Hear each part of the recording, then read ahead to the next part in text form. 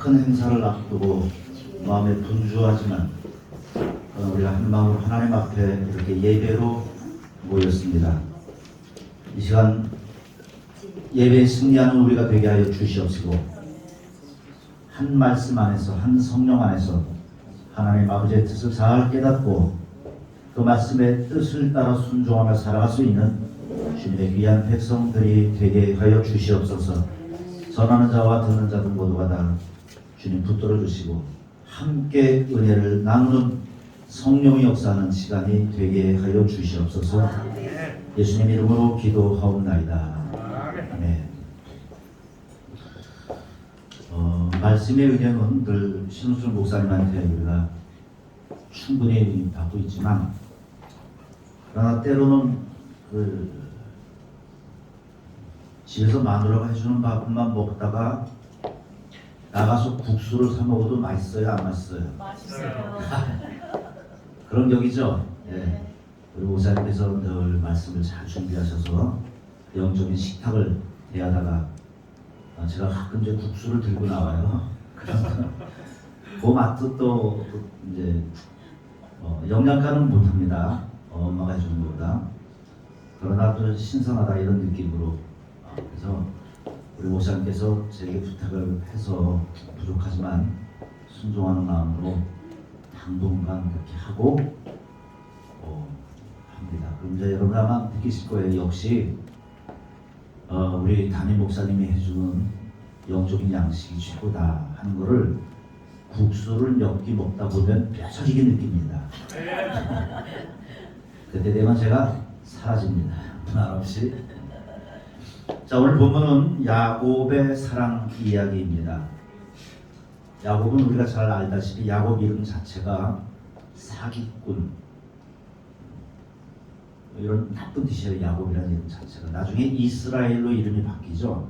야곱 강가에서 하나님과 씨름하고 하나님과 겨루어 이겼다는 그 이스라엘의 이름으로 바뀝니다. 바뀌기 전까지의 야곱의 이름도, 야곱의 삶의 태도도 정말 사기꾼 같은 첩작꾼, 잔머리를 굴리며 그렇게 살아왔던 대표적인 사람이 바로 야곱입니다. 오늘 본문도 역시 야곱이 형의 장자권을 속여서 빼앗죠. 그리고 형이 죽이려고 하자 도망을 칩니다. 어머니의 말을 듣고 어머니의 친척집 라반 외삼촌 집으로 도망와서 그때부터 엄마하고는 생이별을 하게 됩니다. 라반의 집에 도망와서 20년 동안 살게 되는데 일을 해야 되겠죠. 그러면은 아마 친척이라도 품삯을 줘야 되는 게 마땅합니다. 그래서 15절에 라반이 야곱에게 이렇게 얘기를 하는데 같이 한번 읽어볼게요. 라반이 야곱에게 이르되 내가 비록 내 생질이나 어찌 그저 내 일을 했느냐, 내 품삯을 어떻게 할지 내게 말하라. 그래서 야곱이 대답합니다. 외삼촌, 라반이 야곱의 외삼촌이죠. 외삼촌의 작은 딸 라헬을 제가 연모하고 있습니다. 결혼하게 해주신다면 제가 7년 동안 그냥 일해드리겠습니다. 그 조건이에요. 그렇게 해서 야곱이 7년 동안 정말 열심히 일을 했습니다. 이유가 뭐라고요? 라헬을 사랑했기 때문에. 다른 거 없어요. 20절 볼까요? 한번 시작. 야곱이 라헬을 위하여 7년 동안 라반을 섬겼으나 그를 사랑하는 딸에게 7년을 며칠같이 일했더라. 7년 동안 열심히 일하면서도 돈 생각을 안 했어요. 또 힘들다는 것을 못 느꼈어요.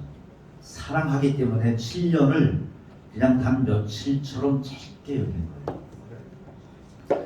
자, 7년이 드디어 지났습니다. 그리고 결혼을 하게 됩니다. 꿈 같은 첫날 밤을 보내겠죠. 그때는 지금처럼 전기가 없었어요. 뭐 호롱불이었겠죠. 그것도 기름 아끼려고 하면 좀 일찍 갔나 보죠.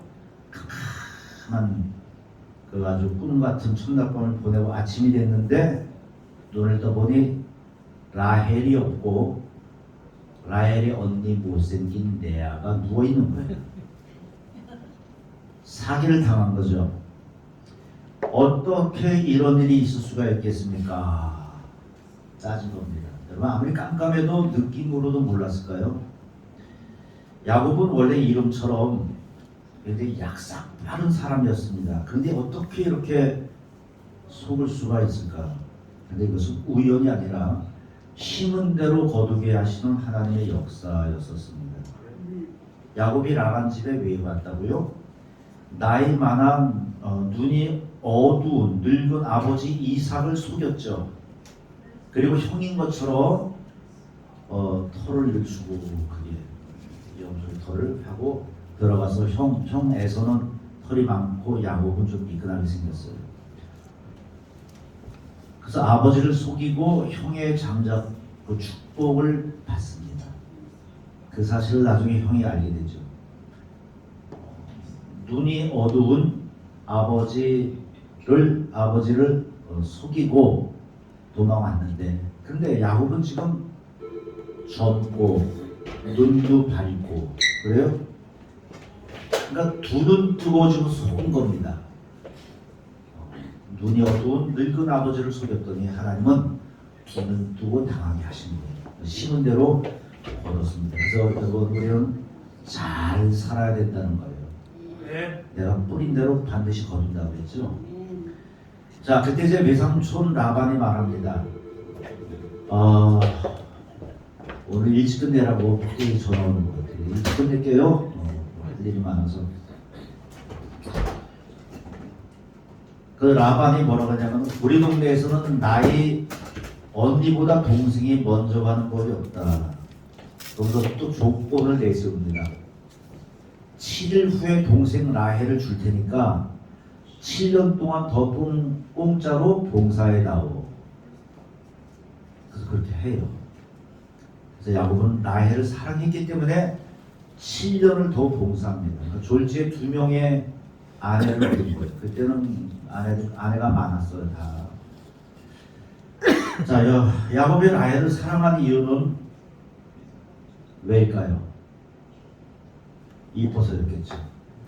레아는 못생겼대요. 근데 라헬은 아주 정말 성경도 인정을 해요. 이뻤다.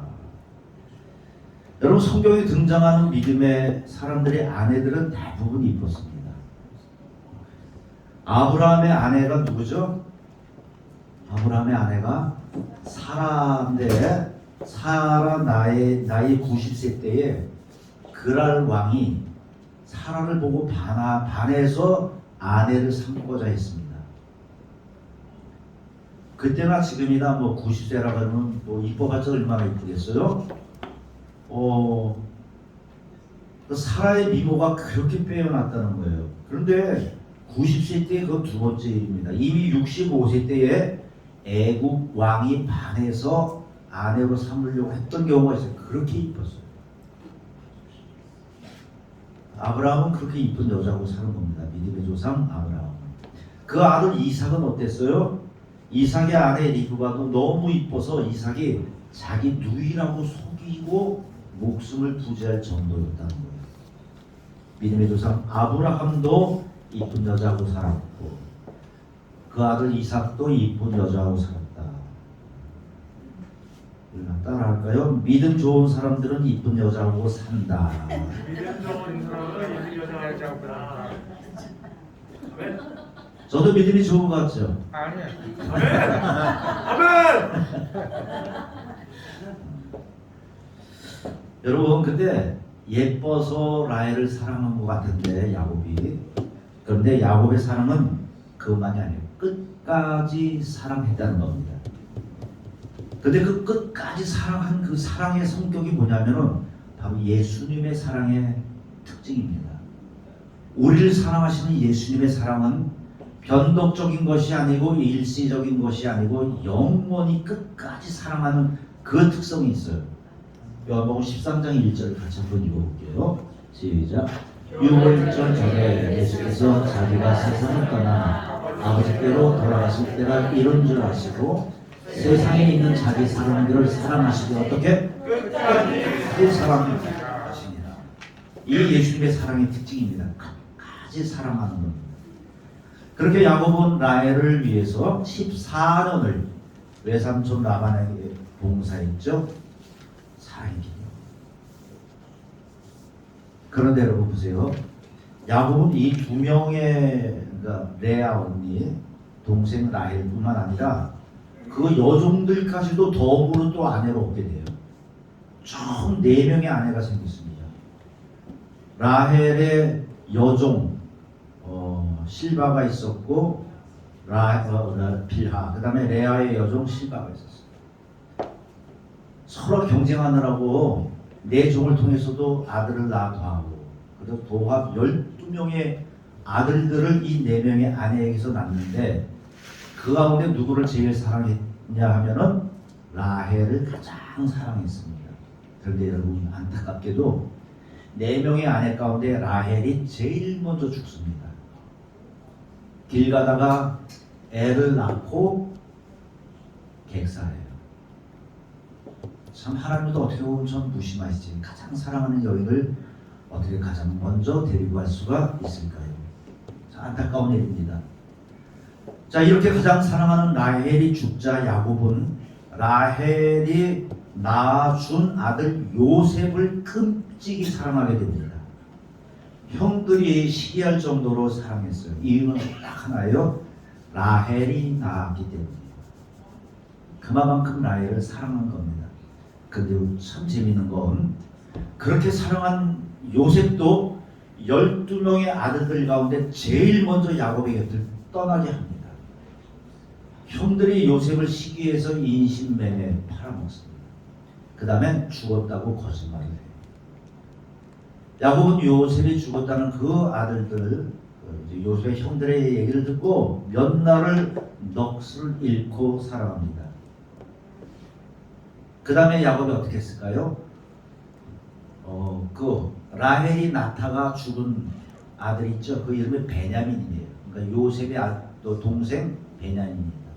라헬이 이렇게 두 아들을 낳는데 라헬 사라지고 요셉 사라지고 그 다음에 남은 그 라헬이 낳은 베냐민을 또 끔찍히 사랑해요. 이유가 뭐예요? 라헬이 낳은 마지막 자식이기 때문입니다. 그러니까 라헬을 향한 끝없는 사랑을 볼 수가 있어요. 여러분 사랑은 유효기간이 없습니다.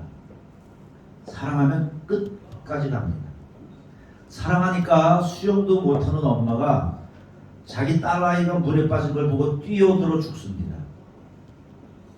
그 다음에 그 모습을 본 할머니도 뛰어들어가서 같이 죽습니다. 분명히 내가 머리로는 수영을 못하기 때문에 뛰어들면 안 된다는 걸 알지만 그러나 가슴으로는 아이가 죽는데 가만히 있지 못하게 해요. 계산은 머리로 하는데 그러나 계산해도 답이 안 나오는 일들을 해낼 수 있는 힘은 어디서 나오냐? 사랑에서 나옵니다. 사랑하면 내 능력을 뛰어넘게 돼요. 그래서 사랑하면 내가 할 수 없는 것도 해내게 됩니다.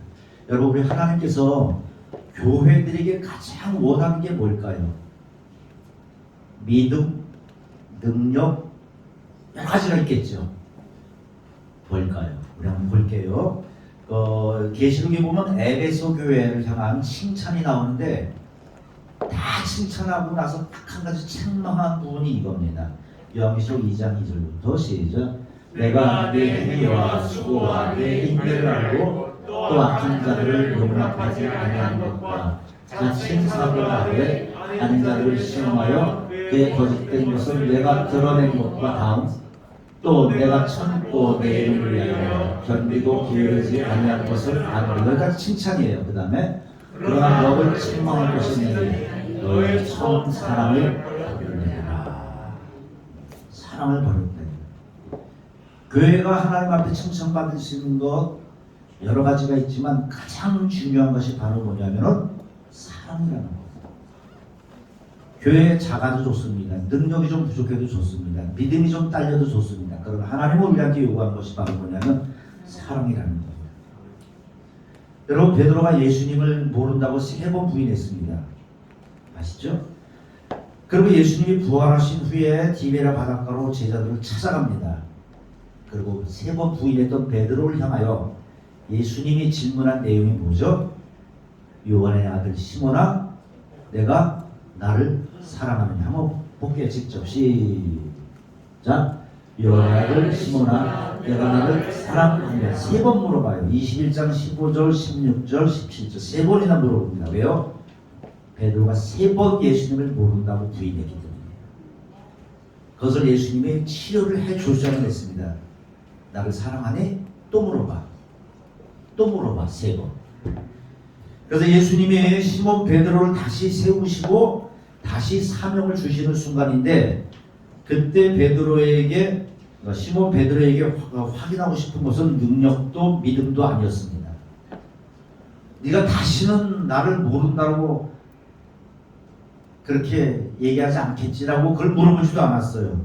너 다시는 그런 비겁한 행동을 할래? 그걸 물어보지도 않았어요. 단 한 가지 물어본 겁니다. 네가 나를 사랑하느냐? 그래서 시몬은 사랑 고백을 하고 난 후에 제가 주님을 사랑합니다. 고백을 합니다. 그리고 나서 평생을 사랑으로 주님 나라를 위해서 헌신했고, 죽을 때도 어떻게 죽냐면, 여러분 보세요. 그 당시에 예수님의 제자들 있죠? 다 순교했어. 다 순교했어요. 요한이 순교 안 했다 그러는데 사실은 그도 반모섬에 끌려갔다가 가마솥에 들어갔다가 완전히 몸이 일그러지고, 결국 순교한 거랑 마찬가지죠. 제일 오래 살았죠. 이 요한복음을 기록한 요한은. 나머지 제자들은요, 살갗을 이렇게 이제 껍질 있죠. 이거 쫙 벗겼어. 그래서 그 손에 한 손에 들고 이렇게 있는 그 그림을 누가 그렸는데, 그게 도마인데 다 죽었어요. 근데 베드로는 자기가 이제 순교 십자가에 이렇게 죽이려고 그러자 베드로가 부탁을 합니다. 나를 감히 예수님과 똑같은 모습으로 죽이지 마십시오. 저 같은 게 어떻게 예수님과 똑같은 모습으로 죽겠습니까? 나를 십자가에 거꾸로 달아 죽게 해주십시오. 부탁을 한 겁니다. 그래서 예수님은 똑바로 죽었지만 베드로는 거꾸로 죽었어요. 근데 죽으면서 베드로가 예수님께 마지막으로 기도한 내용이 뭐일 것 같습니까? 베드로의 마음속에는 그 예수님을 부인했던 그 마지막 순간이 평생 따라다녔다 그래요. 그 전설에 의하면 베드로는 새벽에 닭 우는 소리만 들으면 일어나서 잠을 못 잤대요. 마지막 순간에 내가 예수님을 부인했다는 그 아픔 때문에.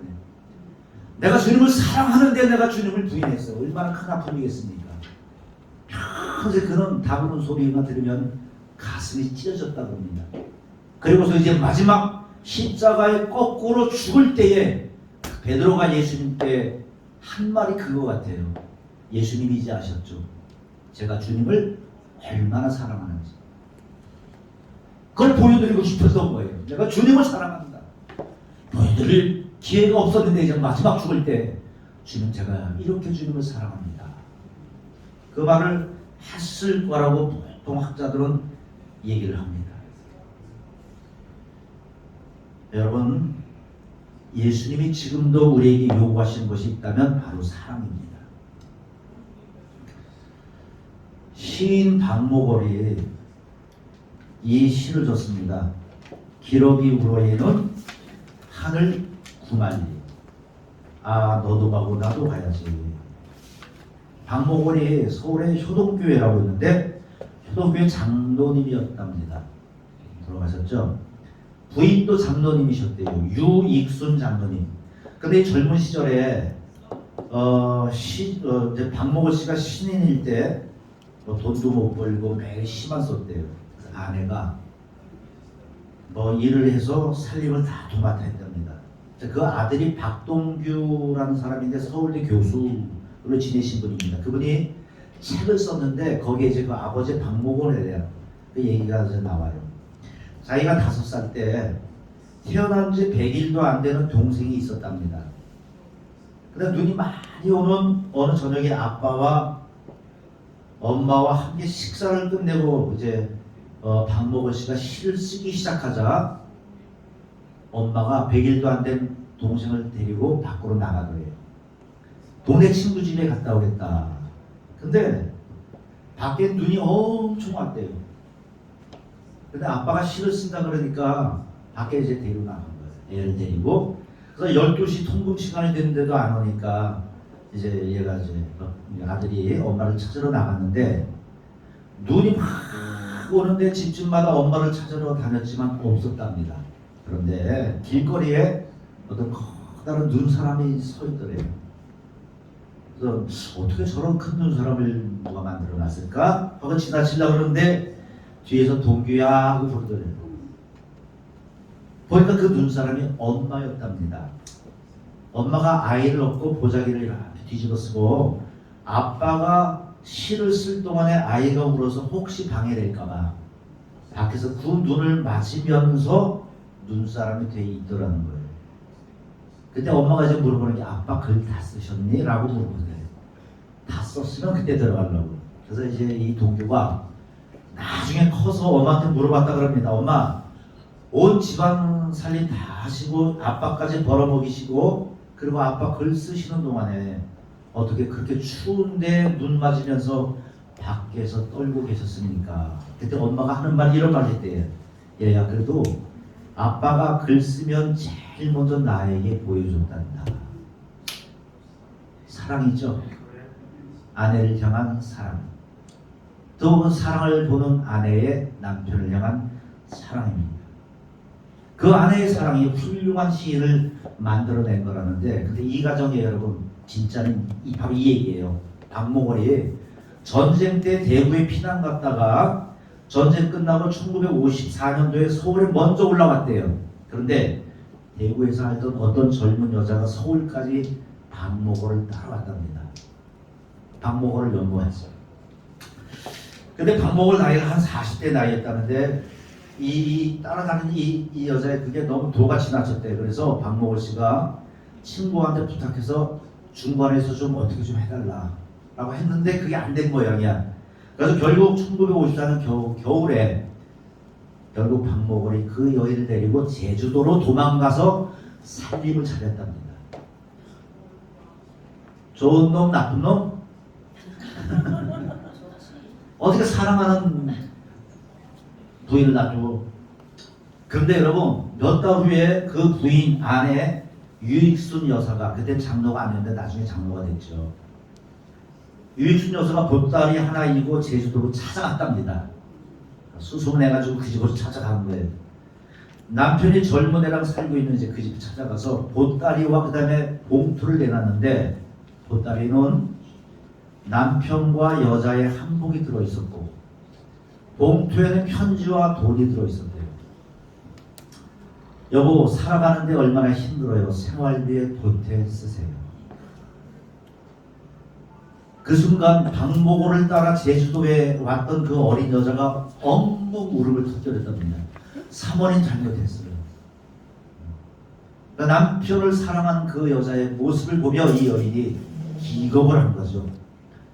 그리고 남편은 얼마 후에 정리하고 돌아와서 정말 좋은 남편 노릇을 했다고 합니다. 이 두 부부 장로님의 이야기예요. 여러분, 사랑은 이해하게 하고 기다리게 합니다. 그래서 그 제주도에서 그 여인과 이별하면서 쓴 시가 바로 이별의 노래예요. 가곡에 나오는데 기러기 울어 얘들 하늘 구말리. 젊은 여인과 헤어지자니 가슴이 또 편하지만은 않았겠죠. 그러나 사랑하는 자기 아내와 비교해 봤을 때 이건 게임이 안 되는 거예요. 그래서 마지막으로 정절하고 바람은 쌍을 불어 가을은 깊었네.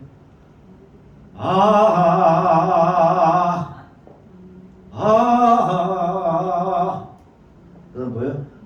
너도 가고 나도 가야지. 어떻게 이런 결단을 내렸어요? 그 여인의 사랑입니다. 사랑의 힘이 결단을 내리게 된 거예요. 우리가 살면서 당신 변했어 그러면서 살아 못 살아 하는 일들이 여러분 얼마나 많은지 몰라요. 그러나 여러분 사랑은 끝이 없습니다. 한번 따라할게요. 엔드레스 러브. 영어도 못하는데 가끔 영어 쓰면 좀 있어 되긴 해요. 근데 엔드레스 러브가 뭐예요? 끝없는 사랑, 끝없는 사랑이에요.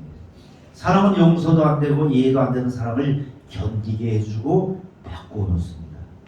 여러분 어떻게 하나님께서 죄인들을 위해서 독생자 예수님을 이 땅에 보내셨을까요? 하나님은 능력이 많으셔서 독생자를 주셨다? 하나님은 천지를 창조하신 분이시기 때문에 독생자를 주셨다라고 성경은 얘기하지 않습니다. 우리가 잘 아는 건데 눈으로 확인하면서 한번 다시 한번 같이 한번 볼게요. 그 뒤에 시작. 하나님이 세상을 이처럼 뭐야? 사랑하사 독생자를 주셨으니 이는 믿는 자마다 멸망하지 않고 영생을 얻게 하려 하십니다. 그 이유는 단 한 가지예요. 하나님이 능력이 많아서도 아니고 전지전능해서도 아니고 사랑하기 때문이에요. 교회가 교회답게 되는 힘이 뭐냐? 능력이 아닙니다. 사랑입니다. 우리가 시간이 없어서 돈이 없어서 능력이 없어서 주님의 일을 못하는 게 아닙니다. 문제는 사랑입니다. 야곱이 라헬을 그토록 사랑했기에 7년을 단 며칠같이 여겼듯이 또 그렇게 14년을 동생했듯이 여러분 주님을 향한 사랑이 있으면 우리는 여러분 산을 옮길 만한 그런 믿음이 없다 할지라도 놀라운 하나님의 역사를 이루어내게 될 줄로 믿습니다. 잠시 후면 우리 5시에 이제 우리 교회 주최로 트리키의 돕기 사랑의 음악회를 합니다. 우리 다 능력이 없습니다. 돈도 가진 거 별로 없습니다. 그러나 우리 안에는 주님을 사랑하는 사랑이 있고 그들 트리키 땅에 살고 있는 저 이미 아픔을 겪고 있는 그를 사랑하는 사랑의 마음이 있다면 오늘 밤에 오늘 저녁에 놀라운 하나님의 기적의 역사가 일어나게 될 줄로 믿습니다. 하나님 우리에게 요구하시는 건 다른 거 없습니다. 사랑입니다. 한번 따르겠습니다. 주여, 사랑의 은사를 주옵소서. 하나님께서 넘치도록 부어 주실 줄로 믿습니다. 그래 오늘 모두가 다 사랑으로 승리할 수 있는 저와 여러분 다 될 수 있기를 주님의 이름으로 축원합니다. 살아계신 하나님 아버지